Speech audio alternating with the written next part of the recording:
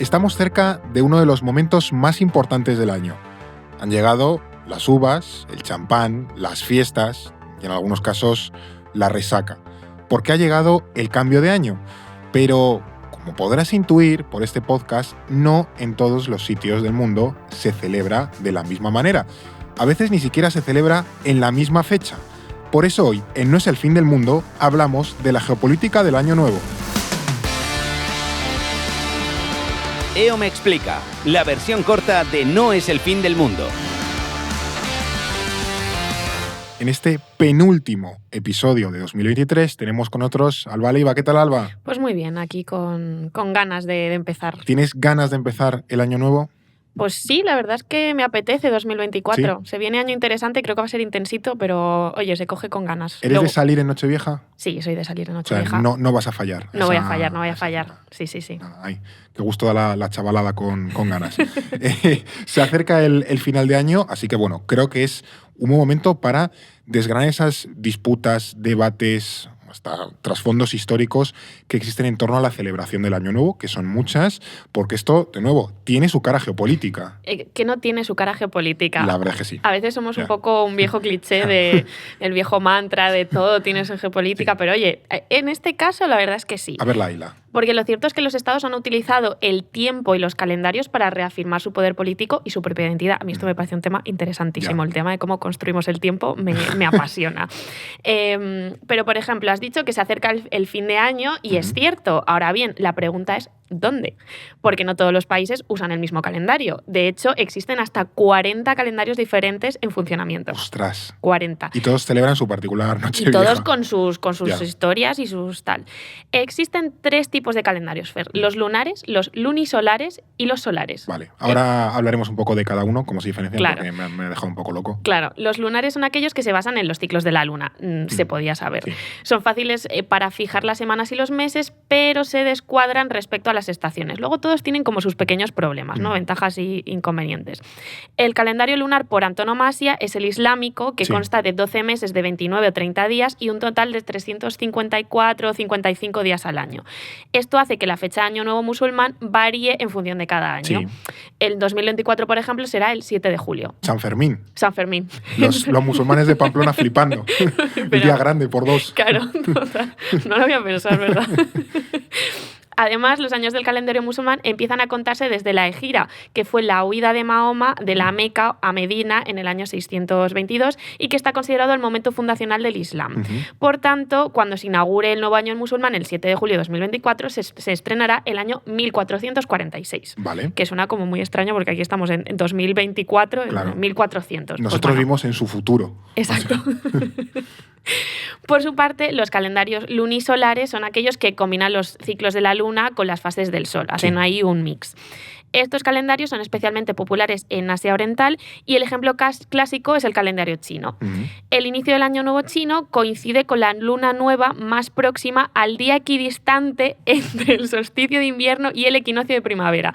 Si alguien lo ha entendido, por favor que me lo explique. Te reconozco que yo no me he enterado, pero para eso habrá muchos chinos que lo tengan medidísimo. Sí, pero sí que es cierto que el Año Nuevo chino lo tenemos un poquito más integrados, lo controlamos más como fiesta. Es como a principios de año, no sé muy bien cuándo, pero más o menos en los 2 primeros meses. Justo, siempre se sitúa entre enero y febrero, siempre anda por ahí. Sí.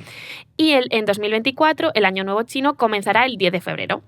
Y en este caso tampoco será 2024, sino el año 4722. Estos sí que ven en el futuro. Pero vamos, lejísimos. No existe un consenso exacto en torno a esta cifra, pero la tradición más extendida es que el calendario chino empieza a contar desde la coronación del emperador amarillo en el año 2698 a.C., al que se considera como uno de los fundadores de China. De la ¿no? China. Pero eso mola para entender un poco cómo China, aquí lo hemos dicho mucho en este podcast, ¿no? Cómo China se concibe a sí misma, como un imperio milenario. O sea, que ellos ya están casi en el año 5000. Sí, a mí que me vienes a contar de hegemonías y de historias y yo estoy en el año 4000 y pico. Pues aquí también lo vemos un poco, ¿no? Finalmente están los calendarios solares y en estos la fecha de Año Nuevo siempre es la misma. Son los que tenemos más nosotros, ¿no? Aunque con algún desvío por el ajuste de los años bisiestos. Y aquí se encuentra pues el famoso calendario gregoriano, que es el nuestro. Que 2024 creo que es año bisiesto, coinciden con los Juegos Olímpicos. Es año bisiesto, sí. Bueno, es evidente que hay una variedad enorme de calendarios, pero lo cierto es que ninguno ha adquirido tanta relevancia como el nuestro, en el sentido del occidental, que es el calendario gregoriano. Sí. Este calendario, ¿de dónde viene y también por qué se ha hecho tan importante? Sí que es el calendario hegemónico, ¿no? Sí. Porque al final lo vemos en todo, prácticamente asumido por todos los países. Otra cosa es que luego haya estados que usen sus propios calendarios o que El tradicional suyo. que y demás. cojan una celebración cultural Sí. que viene de otro calendario y la adapten. Bueno, pues esto ya cada uno a su movida, ¿no? Pero en el plano político y civil sí que es cierto que el calendario gregoriano es el único que se reconoce de forma universal. Para entender de dónde viene, pues no tenemos que ir a Roma, a la antigua Roma, porque bueno, en el año 45 a.C., Julio César impulsó un nuevo calendario de 12 meses y 365 días, que ya nos suena un poquito. Sí. Y este era el calendario juliano. Pues bueno, aquí barriendo para casa para su propio nombre. Claro. Los romanos homogenizaron la duración de los meses e implantaron el inicio del año en enero. Se inventó en esa época Se inventó lo de en esa empezar época. el año en enero. El problema del calendario juliano radicaba en la duración del año solar, porque cada año se producía un desfase de 11 minutos y 14 segundos respecto a los ciclos del Sol. Y claro, esto provocó que durante los 16 siglos que estuvo vigente, Claro. casi nada, se acumulara un desfase de casi 10 días. Claro, es que es un año, no pasa nada por atrasarte 11 minutillos, pero claro, empiezas a sumar Claro. años y eso llegas a un punto de como, mira, Como vamos tardísimo. Vamos tardísimo, Vamos muy eso tarde. es. ¿Cómo se solucionó? Pues tuvo que venir el Papa Gregorio en el año 1582, que impulsó una bula por medio de la cual se adelantaba el calendario 11 días. A mí esto me hace muchísima gracia porque de este modo los países católicos en este año se acostaron el 4 de octubre de ese año y se levantaron automáticamente el día 15. me imagino a los chavales en el colegio. Esto es para dentro de 2 semanas. Y de repente ¡Oh, el no! Papa te adelanta el calendario, todo, y dices, pero que esto es mañana. Esto es mañana, ¿qué Claro, ha pasado? eso, sí. Estas cosas del calendario, es que es muy gracioso. Y además el calendario gregoriano pues añadía un día más, el famoso 29 de febrero, Sí. cada 4 años para los años bisiestos. Que por cierto, creo que Pedro Sánchez cumple años el 29 de febrero. Esa gente que cumple ese día, Y que tiene la cuarta parte de años que el resto. sí, que O sea, vive como tienen, en un modo temporal claro, completamente tienen ajeno. 8 años y Sí. cosas así. Claro. Bueno, y el poder político de Europa y de la Iglesia Católica hicieron que poco a poco se fuera asentando este calendario como la referencia internacional, Claro. incluso en países de poca tradición cristiana como Japón. Otros solamente lo asumieron en el plano civil. Pero aquí vemos también ese efecto del colonialismo y del poder hegemónico de lo europeo y lo occidental. También se traspasa a cómo medimos el tiempo. Cuando le dediquemos un episodio a Japón, llegará el momento, hablaremos de cómo les entró ahí como la obsesión de intentar, durante la revolución Meiji, de parecerse a Europa como fuese eso, adaptando pues medidas, pesos, calendarios y Sí. demás. Pero bueno, eso quedará para otro episodio. Y luego también está el tema de contar los años desde el nacimiento de Jesús. ¿Esto cuándo se implanta? Porque Julio César vivió antes que Cristo, entonces evidentemente no se lo pudo inventar él. Pues es una buena pregunta. En los orígenes del calendario juliano, los romanos contaban los años por la expresión ab urbe condita, es decir, desde la fundación de Roma. Ya está. O sea, todos los caminos llevan a Roma, pues el Y todos los calendario, años también. Todos los años también. Y no fue hasta el año 525 cuando una persona con un nombre muy gracioso, en mi opinión, que se llamaba Dionisio el Exiguo, Buena gente. buena gente, era un monje bizantino, estableció el Anno Domini, el año 1, Ujú. como la fecha del nacimiento de Cristo. Sin embargo, fue en los siglos VII y VIII, de la mano de San Beda el Venerable, otro con un nombre fantástico, Este mola, Veda el Venerable. el Venerable, cuando se asentó la práctica en Europa de contar los años a partir del nacimiento de Jesús. En el fondo es una especie de convención, ¿no? O sea, de, bueno, pues aquí es el año 1 y Claro, ya pero está. que eso mola ver que hasta el año 600 y pico, 700 y pico, no se estableció lo del año 0, que antes, Claro. no sé, habrá gente oyentes que probablemente lo sepan, yo no tengo ni idea de cómo, que se tomaba como referencia, ¿no? Irían un poco viviendo al día y ya está. Pues pero cada que- uno mediría el tiempo como veía según su tradición y luego eso se debió ir perdiendo y ajustando, ¿no? Claro, pero es lo que pasa con muchos eventos históricos, que lo asociamos a una fecha cuando en realidad había muchos calendarios diferentes, cuando en el calendario juliano, entonces no es la fecha que muchas veces creemos que era ese día. Pero bueno, de todas formas, como nos ha dicho antes, eso, no todo el mundo asumió el calendario gregoriano para sus celebraciones religiosas o culturales y demás. Hemos hablado de China y de la mayoría de los países musulmanes, pero hay otros muchos países que no festejan el Año Nuevo el día 1 de enero. Exacto, y esto no significa que no lo celebren en sus respectivas fechas. O sea, Claro. luego tienen sus propias festividades para celebrar el Año Nuevo, ¿no? Por ejemplo, en China, aparte del Año Nuevo chino, también conmemoran el Año Nuevo lunar. Antes hablamos de Vale. este calendario lunisolar, ¿no? Sí. Que es la fiesta de la primavera, que se celebra durante 2 semanas y culmina con la famosa tradición del Festival de las Linternas, donde las ciudades chinas se iluminan con faroles rojos. A mí es como súper bonito. Sí. De hecho, la celebración del Año Nuevo lunar es tan importante en China que entre enero y febrero suele producirse un fenómeno conocido como Chunyun o migración primaveral, que es el retorno de cientos de chinos a sus casas para festejar esta fecha. Así que el Chunyun suele convertirse en la principal migración humana de cada año. O sea, también Flipante, hay ¿eh? flipantes de cómo afecta pues, a los viajes y a Sí, todas sí, estas sí, sí. historias. Otro lugar donde se festeja el Año Nuevo lunar es la península de Corea, que festeja el Seollal entre enero y febrero. Y durante estos días es típico que los coreanos veneren a sus muertos en los cementerios. Hacen una especie de mix con el Día de Muertos De los Días de los Difuntos, o el Día sí. de los Difuntos. Y utilizan sus clases clásicos, coman platos típicos, pues cosas como muy tradicionales. Sí. Es como su día y demás, su celebración. Otro también nos podemos ir, por ejemplo, a Irán y Afganistán, donde el calendario gregoriano no es aceptado, se entiende como algo occidental y no les mola nada, y en su lugar utilizan el calendario persa, que marca el inicio de año en la fiesta del Nowruz el 21 de marzo. Mira. Y además es una de las fiestas más importantes de Irán, es de lo más celebrado, incluso más allá que algo religioso, ¿no? Sí. Otro país que no ha asumido el gregoriano es Etiopía, que utiliza el calendario copto y festeja el día de Año Nuevo entre el 11 y 12 de septiembre. Que siguen siendo cristianos, pero ellos van a su bola. Van a su rollo, sí. Y por supuesto también está el caso de Israel, que suele festejar el Año Nuevo judío o Rosh Hashanah entre septiembre y octubre.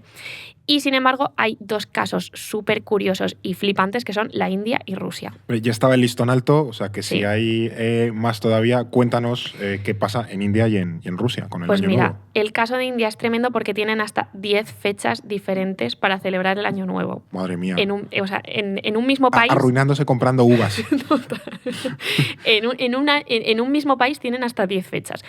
¿Por qué? Pues por esto, porque dependiendo de la región y de la religión, Claro. cada zona utiliza un calendario distinto. Claro. Tenemos que pensar en esa complejidad de la India. Que aquí hemos contado que en India hay, además de hindúes, muchísimos musulmanes que de Sí. nuevo van con su calendario y demás. O sea, Sí, y luego más cada pequeña tradición Claro. de cada pequeño lugar, pues Claro. bueno.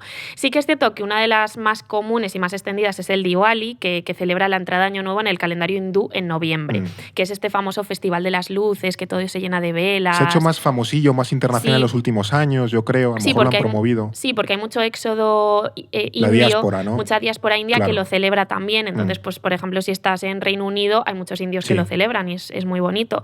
Pero, por ejemplo, en algunos estados del sur de la India, la celebración del Año Nuevo se da con el festival hindú del Ugadi en abril. Una fecha completamente distinta. Y en las comunidades budistas del oeste se conmemora el Songkran, que también es a mediados de abril. Cada uno aquí a Un su poco rollo. cuando le viene bien. En total, pues existen hasta 30 festividades distintas a lo largo del año en la India para celebrar el Año Nuevo. Madre A mí mía. me hace muchísima gracia. Y luego está Rusia, que celebra el Año Nuevo 2 veces. Ah, mira. El 1 de enero, como el resto, canónico, y el 14 de enero. 14 de enero. ¿Por qué? Pues porque aunque la Rusia soviética adoptó el calendario gregoriano en 1918, la Iglesia Ortodoxa rusa lo siguió manteniendo en el calendario juliano. Claro, ellos no Dijeron, iban a transigir con esa cosa moderna. Claro, dijeron, pasamos. Claro. Por eso, aunque el Estado ruso solo reconoce como festivo el 1 de enero, el día 14 se celebra de forma oficiosa el Año Nuevo viejo, ¿no? El calendario juliano. Sí. Aparte, hay otra curiosidad y es que los rusos pueden celebrar la entrada del nuevo año hasta 11 veces. ¿Por qué? Y aquí ya nos vamos a los usos horarios, pues porque el país tiene hasta 11 usos horarios, Claro. entonces están ahí celebrándolo cada horas distintas. Lo estabas haciendo con el truco ahí, el transiberiano, siendo una fiesta toda la noche, ¿no? 11, claro, Constantemente. cada Ya, hora. trasnochaos otra vez. Claro. Es muy gracioso. Y bueno, y hablando de usos horarios, Fer, ¿sabes cuál es el primer territorio del mundo que celebra la entrada del Año Nuevo? O sea, las noticias como súper mítico ahí en Nueva Zelanda, estos sitios ahí de Nueva Zelanda ya está en 2024. Por ahí, nos tenemos que ir a Oceanía, pero concretamente no es Nueva Zelanda, es la isla de Kiritimati en Kiribati. Y allí dan la bienvenida al Año Nuevo a las 11 de la mañana de la hora española, ¿no? Pero volviendo al caso de Rusia y a por qué celebran 2 veces el Año Nuevo, con la Navidad sucede lo mismo. Es verdad. Porque los ortodoxos rusos no festejan la Navidad el 25 de diciembre, como si lo hacen los católicos, sino el 7 de enero. Sí, o sea, yo tengo cerca de casa una iglesia ortodoxa. Sí. y van con retraso. O sea, de repente es como, pero esta gente, con un niño Jesús en enero. Cuando tú has terminado la Navidad, ellos todavía siguen. Es como, bueno, ya llegaréis. Pero sí, es como bastante curiosete eso, que el calendario ortodoxo, el cristianismo ortodoxo, va como con 1 o 2 semanas de retraso, entre comillas, no en el sentido literal, pero bueno, que va con el desfase respecto al calendario que utilizamos nosotros. Bueno, esto de celebrar el Año Nuevo Viejo es bastante típico eso en otros países de mayoría ortodoxa, por eso, Bielorrusia, Georgia, Serbia, Bosnia, Ucrania también, donde se celebra la fiesta del Malanka. Aunque ya vimos el año pasado, cómo incluso Ucrania con esta festividad empezaba a adoptar ese calendario gregoriano para distanciarse de Moscú. Eso es, al final, a raíz de la invasión rusa de Ucrania, el Estado ucraniano trasladó el festivo nacional de Navidad del 7 de enero al 25 de diciembre y desde este año ha adoptado por ley el calendario gregoriano, es decir, se distancia de esa tradición ortodoxa. ¿Por qué sucede esto? Pues es una respuesta al apoyo que ha brindado la Iglesia Ortodoxa de Rusia a las operaciones de Putin en Ucrania. Y al mismo tiempo es un intento de Kiev de romper con esa identidad rusa y de acercarse más a la órbita occidental. Así que, de nuevo, pues una decisión que parece muy simple, pero que tiene mucha geopolítica detrás. Sí, además en Ucrania había muchos monasterios que se habían pasado, por así decirlo, al lado ucraniano y sí que habían hecho esos cambios, y otros monasterios, algunos de ellos muy importantes, que se habían quedado todavía bajo la autoridad del Patriarcado de Moscú y el Estado tuvo problemas con ellos. Yo estuve en alguno cuando estuve en Ucrania, aquí sí. Eduardo habla de sus viajes a Vietnam, pues yo también. Es que tú hablas poco de tu viaje a Ucrania, claro, tienes que hablar más de ese viaje. Creo que los monjes del monasterio de las Cuevas, que es una pasada en Kiev, creo que se habían quedado todavía dependiendo del Patriarcado de Moscú y estaban, casi a palos con el Estado ucraniano. Pero bueno, al margen de todas las particularidades, ¿no? Lo que está claro es que el 1 de enero es como la fecha más mainstream, por así decirlo, la más común para la celebración del Año Nuevo, especialmente, como sabemos, aquí vamos para casa en los países occidentales.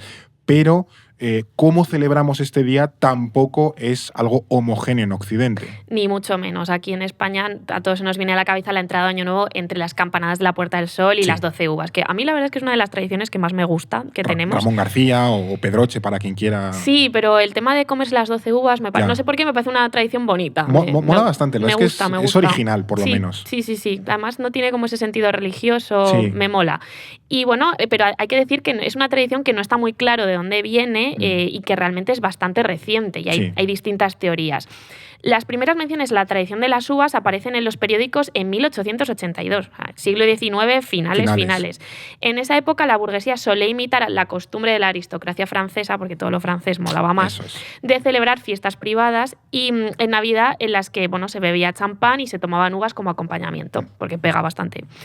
Y al mismo tiempo que se realizaban estas fiestas, el Ayuntamiento de Madrid había prohibido las fiestas callejeras que se daban sobre todo en la noche de Reyes Magos, que salía ahí la gente a liarla. Y por eso, para burlarse de las costumbres burguesas y protestar contra estas decisiones discriminatorias, un grupo de madrileños aprovechó para reunirse en la Puerta del Sol en Nochevieja y tomarse las uvas durante las campanadas. O sea que aquí puede estar una de estas ideas. Sin embargo, hay otra teoría que yo la había oído más sobre el origen de esta tradición, y es que en 1909, unos años después, se produjo un excedente en la cosecha de uvas y entonces, para dar salida a toda esa producción, se decidió vender estas uvas en Nochevieja como símbolo de abundancia, de prosperidad, de suerte, ¿no? Esta es como la mítica. Yo también había escuchado esta versión un poco como la habitual o la más probable de cara a esta. Y luego esta idea de las uvas como algo asociado a la suerte y la prosperidad, pues se ha exportado también a otros países, y en América Latina, por ejemplo en Venezuela, pues también se toman las uvas, ¿no? No creo que no miran a la Puerta del Sol, lo toman tal. Eso es. A ver cómo lo hacen con las campanas, eso ya es su problema. Creo que no hay campanas, creo que lo toman, pero bueno, se toman unas uvas. Pero bueno, como dices, pues cada país tiene sus costumbres y muchas de ellas hay que decir que tiene que ver con la gastronomía, porque esto de comer con una fiesta nos encanta a todos, yo creo que es bastante universal. En Italia, por ejemplo, es comerse el plato de lentejas estofadas con pata de cerdo el día de Nochevieja. Algo ligerito. Algo ligerito para luego salir de fiesta. Eso es. Claro. Que es una tradición que viene de los romanos, que se regalaban lentejas al cambiar de año, pues como símbolo de buena suerte. En vez de uvas, ellos lentejas. Bueno. En Reino Unido pues está la comida de año, que son los Christmas pudding, y otro ejemplo también es el de Grecia, donde es tradicional el basilopita, que es un pastel que guarda una moneda escondida y se come en Nochevieja. Una rollo roscón de Reyes. Rollo roscón de Reyes, a la griega, pero sí. O sea, que tienen como su particular versión del roscón. A ver si Eduardo este año hace un roscón. Es que Eduardo hace roscones. La familia de Eduardo hace roscones que están bastante ricos. Que conste en este podcast que Eduardo nos debe un roscón. Ya iremos informando si lo ha traído o no. Tú te escapas de los buñuelos todos los santos y Eduardo está aquí apoquinando con él. Los buñuelos no los comemos. Eduardo que trabaja un poquito. Bueno. Pero bueno, volviendo al roscón. Vale. Y luego, por ejemplo, hay otras, aparte de cosas de gastronomía, pues hay otras costumbres. Por ejemplo, en Dinamarca es típico, que a mí esto me parece una locura, romper las vajillas viejas contra la puerta de tus seres queridos en fin de año. ¿Qué les pasa en Dinamarca? Pero vamos a ver, chavales. ¿Estáis bien? O sea, primero, van sobrados de pasta para ir rompiendo vajillas. Claro. Que eso no te sobra. O sea, todos los años. ¿Qué lío? Aquí nosotros manteniendo la vajilla de Duralex durante décadas. Los platos naranjas y yo rompiendo la vajilla. No, quita. ¿Qué es esto? Y luego en México, no en todo México, pero sí en algunas regiones del sur, se queman efigies de ancianos que simbolizan el año viejo, ¿no? Imágenes y esculturas y tal. Y sin duda, uno de los ejemplos que a mí más me llama la atención es de Japón, antes que hablábamos de Japón. Porque el Año Nuevo japonés, o Sugatsu, está plagado de tradiciones así muy curiosas. Por ejemplo, antes de la medianoche, ellos no tienen 12 campanadas, sino que los templos budistas hacen sonar una gran campana 108 veces. ¡Adiós! Tremenda turra. Chaval, madre mía, 108 campanazos. ¡Qué horror!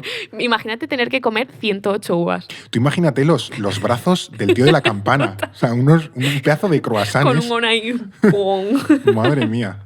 Y esto es porque, según el budismo, es el número que representa los deseos que causan sufrimiento a los humanos. Bolín. Hay bastante... menos sufrimiento que los 108 campanazos, pero bueno. Otras tradiciones típicas son el nengajo, que consiste en el envío de tarjetas de felicitación del Año Nuevo a los seres queridos. Esto es como más Christmas bonito. De toda la vida. Sí.